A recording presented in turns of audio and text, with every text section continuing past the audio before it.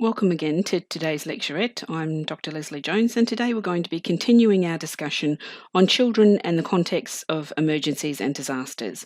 Today we're going to take a closer look at the impact of emergencies and disasters on children and the emerging focus on community responses to support children and families through these most challenging events. Disasters and emergencies impact on all layers of communities, from the macro system through to the micro system. Emergencies and disasters affect all layers in society in different ways. The impacts, of course, are going to be different. However, they will be really closely connected. From an ecological systems perspective, preparations and responses to disasters and emergencies must consider a whole of system response to be fully effective. From the macro system responses, such as things as financial support and the mobilisation of external support from aid agencies, to the army, to the community responses of the exosystem, such as volunteers to help with evacuations, emergency housing, food provision, water, and that very essential human support. They're all very much interconnected and need to come into play really rapidly in the case of emergencies and natural disasters. Gittleman, cited in your text, makes the really valid point that the whole of system response will vary dependent on society's cultures, their history, their population cohesiveness, and the solidarity and socioeconomic factors such as access to their own types of resources. And if we take an even bigger view of an ecological systems theory, we can see that at times the global community actually steps in to provide some of the macro level support when countries are unable to do so for themselves.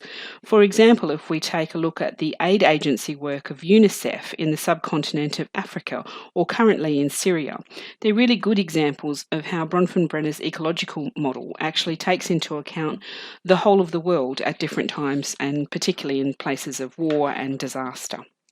I wanted to take a moment to begin our conversation around the level of community support and how critical it actually is during the times of emergencies and disasters.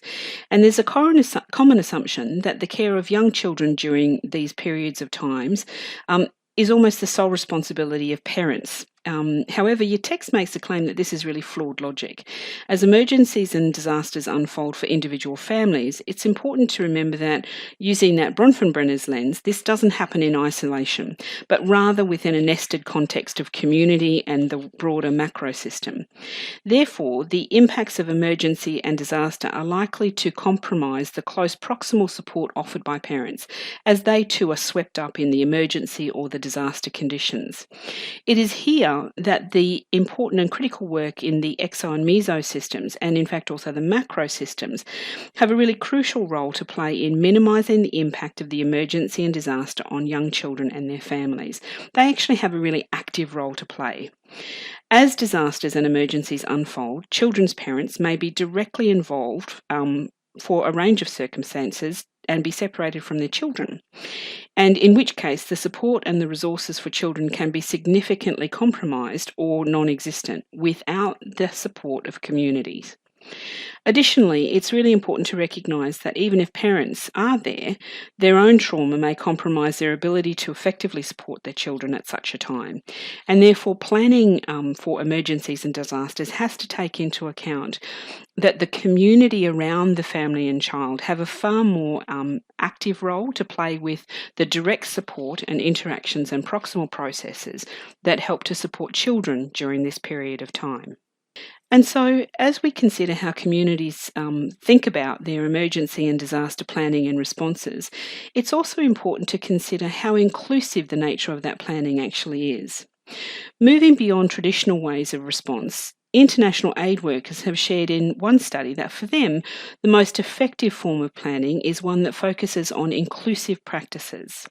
Angeratel, named in your text, identifies that this includes the inclusion of subgroups of a community, such as religious elders, support agencies, community groups and clubs, and in particular, the community groups that are most significantly at risk of negative impacts of disasters and emergencies. And of course, if we start to think about those vulnerable groups, they include children themselves and people with disabilities. And from this particular study, they also identified that the inclusion of community groups made up of mothers of girls was also really important. Planning that does not take into account this level of inclusivity is apt to face difficulties in reaching all the members of the community and making sure that the responses are appropriate for all when and if the time comes to respond to an emergency. It's not surprising that this inclusive approach is considered to be best practice. Taking a systems theory view, it makes infinite sense to include all the people and all the social structures that operate in the exo-meso systems around children and families. If the aim is to provide effective support to child and families at the centre of the system, this is really crucial thinking. As you consider the communities that you work in, what are the sub-community groups that would be involved in an emergency or disaster? Do you think there are groups missing from what you can readily call to mind? Are you aware of your community's disaster planning approaches? And finally, are children's needs and voice adequately included? We're going to be discussing these questions in your tutorial of this topic, so please try and find out some time to investigate your local community. Your relevant state governments and local councils will also have some information on emergency and disaster planning. As we consider the lived experience of children surviving natural disasters and emergency, we need to consider what are the long-term impacts from natural disasters for children and families, and the community responses that need to be marshalled in order to deal with that and support children and families. The threat of physical harm during emergencies and natural disasters is pretty obvious. Children are perceptive about the stress and anxiety of their parents and adults around them, and so in times of emergencies, including natural disasters, children can experience a real sense of loss of confidence in the situation from well-founded fears about their own and others' personal safety. Children's fear can be in relation to the immediate threat of an emergency, and then can also change to a fear of new conditions as they find themselves, for instance, sleeping in shelters or being detained in refugee camps. They may not be as imminent form of danger as a bushfire or war, but does present a condition of uncertainty, fear, anxiousness, and possible trauma for children regardless. But beyond the immediate trauma of fleeing either war zones or natural disasters, there is the associated trauma of the effects of dislocation and disruption to normal life for children and the process of rebuilding. Many families suffer significant financial hardship for extended periods of times as adults are displaced from work and ongoing employment. Insurances for housing and belongings, if they even have insurances, can take a long period of time to come through, while for others with no insurances, the processes of rebuilding can take years and permanently alter lifestyles for families involved. So communities in this environment need to consider how they manage and support families going through extended periods of time of hardship. And as refugee families establish themselves into communities in Australia, there is now growing concerns that the financial support offered by governments is inadequate and is placing children and families into severe poverty, which of course brings with it its own challenges. For refugees fleeing unsafe countries, the dislocation and loss of recognised paperwork can mean highly skilled adults can no longer work in their chosen professional field without having to start over again in their destination country. And it's a task that is often beyond many refugees' families, resulting in financial earning power of these families being significantly impacted. So unemployment, financial hardship and housing are things that are long-term considerations for governments and communities taking on board new refugee families or families rebuilding from natural disaster. And if we consider the specific context of children and families fleeing from instances of war and relocating to new countries, then there is additional considerations for communities in terms of the actual really close connected work that needs to occur for children as they recover from those sorts of periods of extreme trauma.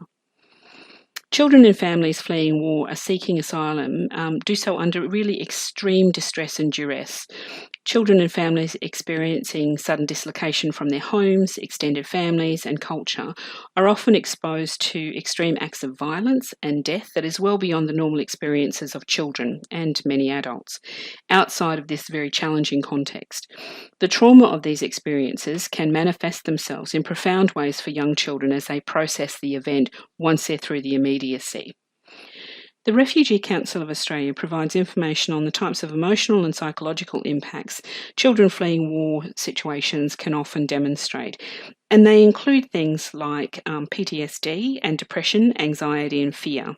And evidence also highlights that some of the long term impacts of these early experiences can include lifelong or very persistent episodes of anxiety and depression and PTSD, but also later in life, alcohol and substance abuse, and poor adjustment to life and relationships throughout life. For younger children, symptoms can manifest as fear across a number of different areas, including fear of strangers, fear of being left by their parents, fear of being inside buildings, and of not getting sufficient food, water, and essentials. And parents, of course, can also display fear of any form of establishment that has government ties, including schooling and the childcare systems, and the very government agencies that they need for support. So, therefore, people working to support children recovering from immediate trauma should be considering all of the above and the general and mental well-being of children and families as they establish relationships and provide support. Beyond the community response and support to children and families fleeing war is the community response to natural disasters. And I've chosen to have a bit of a conversation around the community response to the New Orleans disaster of Hurricane Katrina in 2005. And Katrina was one of the 5 worst storms in US history, and in total it affected an area of about 90,000 square miles. So I think the size of Katrina is something to take into consideration when we look at the community responses that were involved at that particular point in time. It was a really big storm, so it had winds at the centre measured at about 285 kilometres per hour, so would be a Category 5 cyclone here in this hemisphere. And during Katrina, about 1,800 people died as a result of the storm, and of course, thousands of others were forced to move to other cities and dislocated from their homes. New Orleans, as you may well know, was one of the most affected areas, with about 80% of the city being flooded and 26,000 residents sheltered in the huge Louisiana Superdome, where they were given food and water through the immediacy of the emergency. However, at the time, there was widespread criticism of the disaster relief response by governments and community groups, and many of those 26,000 people in the Superdome complained of being having insufficient bedding and food and water. And in the coming weeks after Katrina, this spilled almost into a race debate, as a significant proportion of the people evacuated to the Superdome were of African American descent. The widespread damage of a hurricane directly hitting a major populated city highlighted the insufficient disaster planning that had been in place. The American federal government's response was criticised for its slowness, and as was the length of time that families remained displaced and homes unrepaired following Katrina. With community agencies spooling up over months rather than days and weeks to provide the level of support needed for such a huge population of displaced peoples. The storm actually displaced more than 1 million people across the Gulf Coast region. Many people returned to homes within days, but up to 600,000 households were still displaced more than a month later. And at their peak, hurricane evacuee shelters housed a massive 273,000 people. And later, trailer houses housed at least 114,000 households for many months after Katrina had finished. And additionally, many families returned to their damaged houses where large parts of their homes were unlivable. Blue tarps became a common sight for over a year in many parts of the city, as people waited in long queues for insurances and contractors to begin the repairs to their homes on such a massive scale. Many families, post the immediacy of the disaster, were separated and lived with relatives all over the country. Children live for extended periods of time, and sometimes several years, with relatives and extended family across America. The rebuild process in New Orleans has taken the better part of a decade, and in 2009, for instance, the city still only had about 2/3 of its original population prior to Katrina hitting. And while Katrina served to highlight some community debates about the poor responses of community and governments at the time of Katrina, it has also served as a really good example for communities to think more deeply about their emergency and disaster planning and response to those very challenging circumstances, particularly when they hit at scale in large cities or across really large areas of land. Earlier in this topic, I made the point that the trauma for children from emergencies and disasters can have lifelong impacts. However, we also know that not all children are negatively impacted, and that some children actually really do work their way through these traumatic events quite well. So, what are the protective factors that assist in a positive long-term outcome for children who have experienced emergencies or disasters? Your text highlights, after an extensive research of emergency recovery, people have found that there are 5 intervention principles that should guide emergency responses to help mitigate the negative impacts on children and families. And these include the restoration of a sense of safety for children, and this provides the protective shield for people experiencing such traumatic events.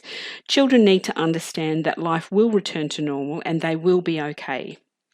The second principle is that of calmness. The immediacy of disaster and emergency naturally produces a heightened sense of anxiety and stress. However, it is important to re-establish the sense of calmness for children, even while the event is still unfolding. Reassuring children and getting them to deep breathe and relax is an important element of recovery. Post-trauma, visualization and many other strategies can assist children to re-establish perspective of the event and to feel calmer about their current situation. The third principle is that of self and collective efficacy. Emergency situations can lead to children and families feeling very powerless. And it's important that while children and families are being protected from harm, they also have opportunities for independence and autonomy where they can and where that makes sense. This helps to re-establish their own sense of efficacy, and this also relates to community efficacy. External aid agencies dance a fine balance between assisting and taking over, and creating a dependency in survivors of emergency and disasters that is unhelpful. People need to know that they can cope when the help leaves town. The fourth principle is that of connectedness. One of the most negative impacts of disaster and emergencies is children being separated from their loved ones. Research highlights that children recover better when they remain connected to family or extended family. Not knowing where people are obviously adds to this anxiety. Efforts to reunite children with their families needs to be a high priority in such circumstances. And the final principle is instilling a notion of hope. Disasters and emergencies can leave children and adults feeling really vulnerable to the randomness of life events and really compromise or shatter their existing worldviews. So the restoration of a sense of hope includes the re-establishment of a sense of confidence that the world can once again become predictable, and a belief that, should there be the need, that help is available. As we have discussed, there are a number of macro-level influences globally that will inevitably continue to increase the number of emergencies and disasters that our contemporary communities will have to face. It is essential that the preparation and planning to meet these social and community challenges continues to refine. Given that we understand that children represent the vast percentage of people affected by disasters and emergencies, it is also critical that any of this planning incorporates a focus on children. Planning that incorporates an integrated approach at the community level, including all community subgroups, as well as parents and children, is a proactive move that assists communities to remain connected, cohesive, and well prepared. Research is only just beginning to realise the impact that children themselves can have during an emergency or disaster. Educating children on emergencies and disasters and the things that they can do to increase their own personal safety is a good beginning. Research is also beginning to highlight that children can act as a really good conduit between aid agencies and families, especially where there are things such as language and cultural barriers. Research cited in your text also highlights that children themselves report the benefits they have felt by being actively involved in emergency responses and planning, rather than simply the passive recipients of assistance. And finally today, as we bring this topic to a close, I draw your attention to the following quote taken from your text. Working together, with communities to develop sustainable and culturally appropriate emergency preparedness and response plans is essential to the well-being of young children and their families. Within this, seeking to build and strengthen and inclusive communities is critical in reducing the risks faced by many young children and their families. Without an inclusive approach, emergency preparedness and response planning can only have limited effectiveness. In this topic, we've looked at the impacts of children within the context of emergency and disaster. There is much more to learn about how children experience and negotiate these most challenging contexts and the ultimate impact on their development. Thank you for joining me today for our discussion, and as always, I look forward to having you join me again in our next session.